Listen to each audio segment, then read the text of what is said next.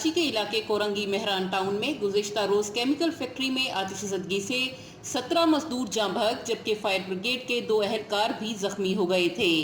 Chemical factory में अचानक आग भड़क उठी थी, जिसने देखते ही देखते शिद्दत इख्तियार कर ली।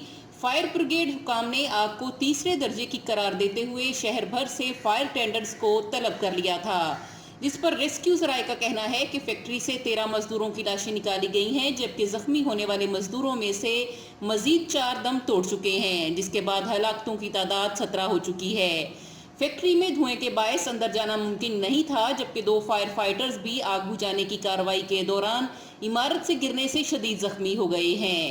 वाक़े में जाँ बहक अफराद की शनाख्त हो गई है। इनमें 3 भाई फरमान, इरफान और फरहान वल्द मोहम्मद एहसान समेत उनके चचा और भतीजा अली और हसन शामिल हैं। दीगर अफराद में 22 साला उस्मान, 25 साला फरहान, 22 साला जाहिद खान, 22 साला मोहम्मद उस्मान, 41 साला राशिद हुसैन, 22 साला जवाद अली जैदी, 21 साला शोएब, 38 साला मोहम्मद साबर, 22 साला मोहम्मद काशिफ, 23 साला मोहम्मद अदनान और 29 साला सरफराज शामिल हैं। कोरंगी फैक्ट्री सानहे से मुतालिक तफ्तीश में कहा गया है कि मुख्तलिफ महकमों की गफलत से रेस्क्यू ऑपरेशन ताख़ीर से शुरू हुआ। फैक्ट्री से चंद कदम दूर थाने की नफरी भी ताख़ीर से पहुंची और फायर ब्रिगेड को 10:08 पर आग लगने की इत्तला मिली, लेकिन ड्राइवर न होने की वजह से कोरंगी फायर स्टेशन से 2 में से 1 गाड़ी ही रवाना की जा सकी। 10:24 पर मजीद गाड़ियां लांढी और सिटी फायर स्टेशन से भेजी गईं।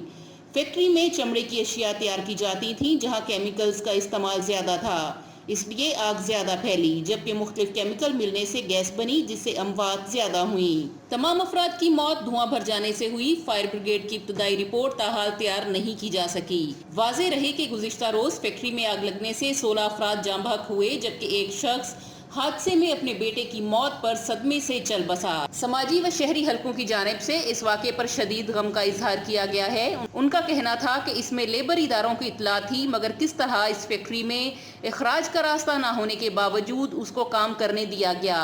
उनके खिलाफ भी कार्रवाई होनी चाहिए।